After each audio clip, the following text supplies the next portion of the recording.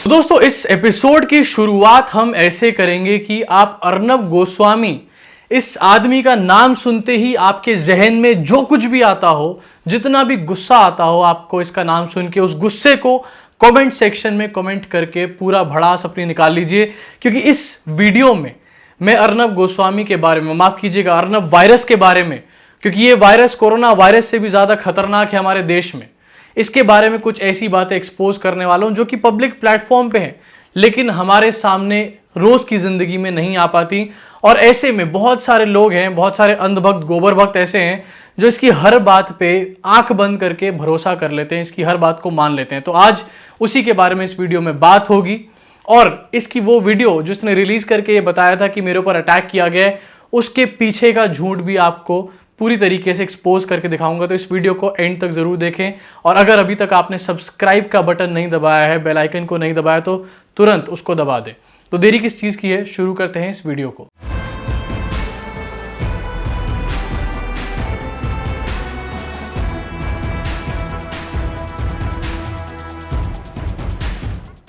तो दोस्तों जैसा कि मैंने बताया, अर्नब गोस्वामी, इसको अर्नब गोस्वामी नहीं, अर्नब वायरस हम बोलेंगे यहाँ पे। कल की वीडियो में भी हमने अर्नब गोस्वामी के बारे में एक लंबा चौड़ा डिस्कशन करा था, लेकिन जब मैं कल की वीडियो की रिसर्च कर रहा था उसके बाद मुझे कुछ ऐसे पॉइंट्स मिले और मेरे सामने कुछ ऐसे पॉइंट्स आए, मुझे लगा कि ये पॉइंट्स भी मुझे आपसे शेयर करने चाहिए। और वो पॉइंट्स यकीनन अर्नब गोस्वामी को पूरी तरीके से एक्सपोज करके रखते हैं, खासकर से उस वीडियो को एक्सपोज करके रखते हैं गोस्वामी की, जहां पर गोस्वामी कहता है कि मेरे ऊपर अटैक करने के लिए कुछ लोग आए, मैं और मेरी वाइफ गाड़ी में घर जा रहे थे अपने स्टूडियो से। उस वीडियो को पूरी तरीके से एक्सपोज करके यहां पर गोस्वामी को रख देता है। अब सबसे पहले ये बात मैं आपके सामने रखना चाहता हूं कि अर्नब गोस्वामी ने एक चैनल खोला था 2017 में, रिपब्लिक टीवी, जो कि भारतीय जनता पार्टी की मदद से खोला गया था। ये बात मैंने अपनी पिछली वीडियो में बताई थी और कुछ लोगों ने कमेंट करके ये बताया, जब मैंने लिखा कि विकीपीडिया से ये इन्फॉर्मेशन निकली हुई है और विकीपीडिया अर्नब गोस्वामी के ही लोगों ने बनाया होगा। तो कुछ लोगों ने कमेंट किया कि विकीपीडिया मेरे भाई जो है ओपन सोर्स होती है, कोई भी एडिट कर सकता है। तो यहां पर मैं ये बात कहना चाहता हूं कि भाई अगर विकीपीडिया किसी और ने बनाया भी होगा उनका और किसी और ने भी एडिट किया होगा, तो डेफिनेटली अर्नब गोस्वामी कभी भी ऐसी चीज अलाउ नहीं करेंगे कि उनके नाम पे झूठ फैलाया जाए। जो आदमी खुद सुबह शाम झूठ फैलाता है, वो आदमी डेफिनेटली अपने नाम पे झूठ नहीं फैलने देगा। वो खुद उस पेज को जाके यहां पर एडिट करेगा और अपने बारे में जो इंफॉर्मेशन होगी उसको ठीक ठीक उसमें लिखेगा।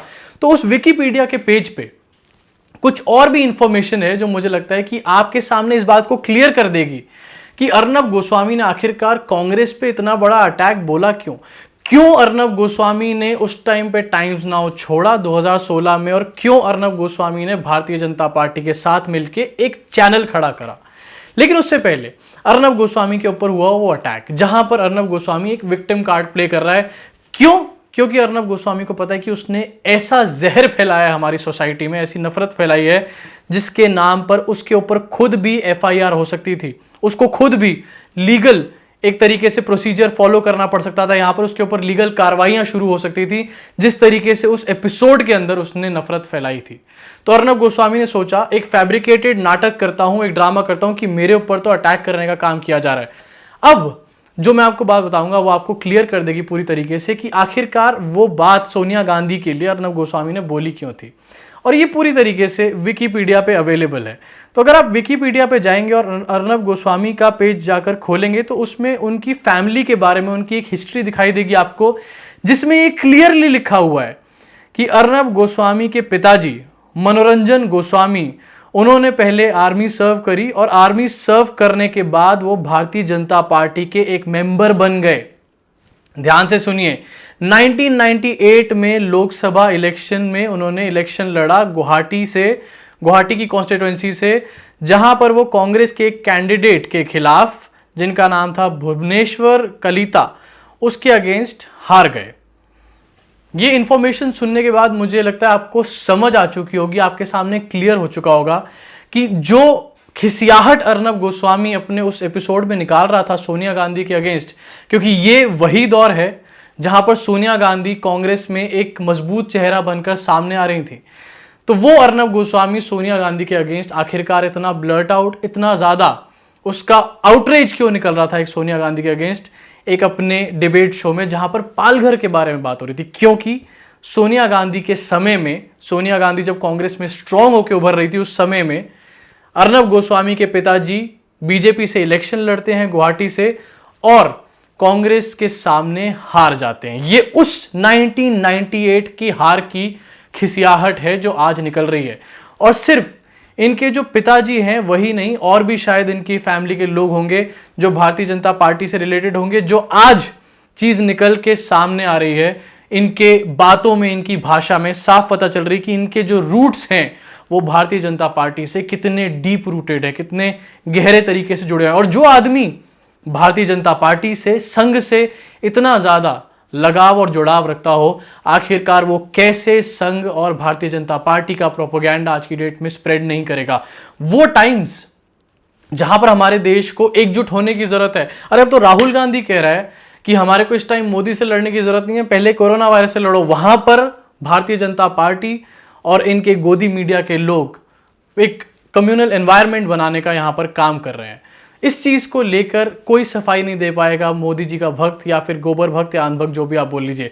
अब इसके आगे आपको एक और इंफॉर्मेशन देना चाहता हूं जो कि इस बात को भी एक्सपोज करके रख देगी कि ये जो वीडियो कल रात को निकाला गया वो बिल्कुल फैब्रिकेटेड था और एक स्टेज्ड नाटक था। ये चीज मैं आपको बता देता हूं, थोड़े टाइम पहले बहुत ज्यादा चर्चा में भी आई थी कि कुछ जो जर्नलिस्ट हैं उनको सरकार सिक्योरिटी प्रोवाइड करनी शुरू कर चुकी है।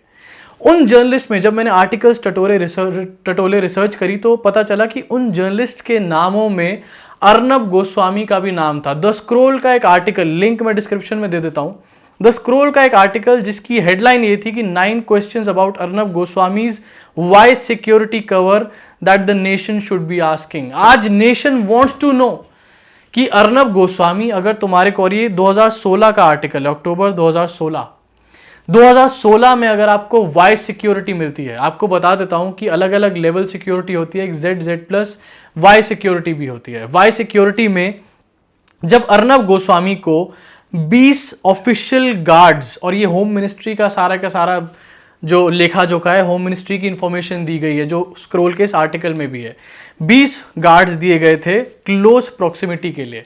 जब आपको वाई सिक्योरिटी 2016 में दी जाती है मोदी सरकार के द्वारा, तो आखिरकार आपके ऊपर ऐसा हमला कैसे हो सकता है जहां पर आप रात को 12 बजे अपने घर वापस जा रहे हो और आपके ऊपर हमला हो जाए 20 सिक्योरिटी गार्ड्स के बावजूद, 20 वाई क्लास सिक्योरिटी गार्ड्स के बावजूद। वो सिक्योरिटी जो हमारे देश में बहुत ही बड़ी अहमियत रखती है, वो सिक्योरिटी जो बहुत सारे लोगों को सुरक्षित करती है। क्या आप हमारे देश के उस सिक्योरिटी पे सवाल उठा रहे हैं? क्या आप ये कह रहे हैं कि अब आपको ये सिक्योरिटी नहीं मिली हुई? क्योंकि रिकॉर्ड्स तो ये कहते हैं कि सिक्योरिटी आपको मिली हुई है, आपको, सुधीर चौधरी को और ऐसे पता नहीं कितने सारे गोदी पत्रकार हैं जिनको ये सिक्योरिटीज मिली हुई हैं इस टाइम पे। तो आखिरकार आप पे इन सिक्योरिटी गार्ड्स के बावजूद हमला कैसे हो जाता है? क्या ये कोई बनाना रिपब्लिक में आप रहते हो जहां पर कोई कानून ही नहीं है, जहां पर कोई किसी चीज की रोक टोक ही नहीं है, कोई भी आके किसी के ऊपर हमला कर देता है? आप मुंबई शहर की बात कर रहे हो, रात के 12 बजे की बात कर रहे हो, मुंबई शहर तो जागता रहता है पूरी रात। वहां पर आप ये कह रहे हो कि 20 गार्ड्स के, वाई कैटेगरी के गार्ड्स के बावजूद भी क्या आपके ऊपर हमला हुआ? क्या ये चीज आप कहना चाह रहे हो? तो दोस्तों, इसके अलावा मेरे पास और भी कुछ ऐसी जानकारी है जिसके जरिए से मैं आपको ये भी बता सकता हूं कि सिर्फ ये वाई क्लास सिक्योरिटी नहीं, अर्नब गोस्वामी ने एक प्राइवेट सिक्योरिटी भी हायर करी हुई थी। मेरे कुछ जानकार हैं जिनके थ्रू उन्होंने वो प्राइवेट सिक्योरिटी हायर करी थी, कुछ समय पहले की बात है। लेकिन डेफिनेटली इस चीज से ये बात भी एस्टैब्लिश हो जाती है कि अर्नब गोस्वामी हर समय सिक्योरिटी के साथ चलते हैं। ऐसे में जब वो ये वीडियो बनाते हैं तो मुझे लगता है कि उनको ऐसे सबूत पहले मिटाने चाहिए थे जो कि सोशल मीडिया पे अवेलेबल यानी कि मौजूद थे। लिंक मैं दे देता हूं, आप लोग जाके पढ़ लेना। लेकिन अर्नब गोस्वामी जिस तरीके से झूठ बोल रहा है दोस्तों, हमारे को यहां पर समझने की जरूरत है कि ये पत्रकार और कोई नहीं बल्कि ये पत्रकार हमारे देश को एक दिन बेच खाएंगे अगर आज की डेट में हम लोगों ने इनको नहीं रोका तो। अभी के लिए इस वीडियो में सिर्फ इतना ही। जो एक्सपोज मैंने अर्नब गोस्वामी को यहां पर किया है, मैं चाहता हूं आप इसको जन जन तक पहुंचाएं, लोगों तक पहुंचाएं, शेयर करिए। और अगर आपको मेरा काम पसंद आ रहा हो तो मुझे पेट्रेन पे सपोर्ट जरूर करिए। अभी के लिए इस वीडियो में इतना ही। धन्यवाद।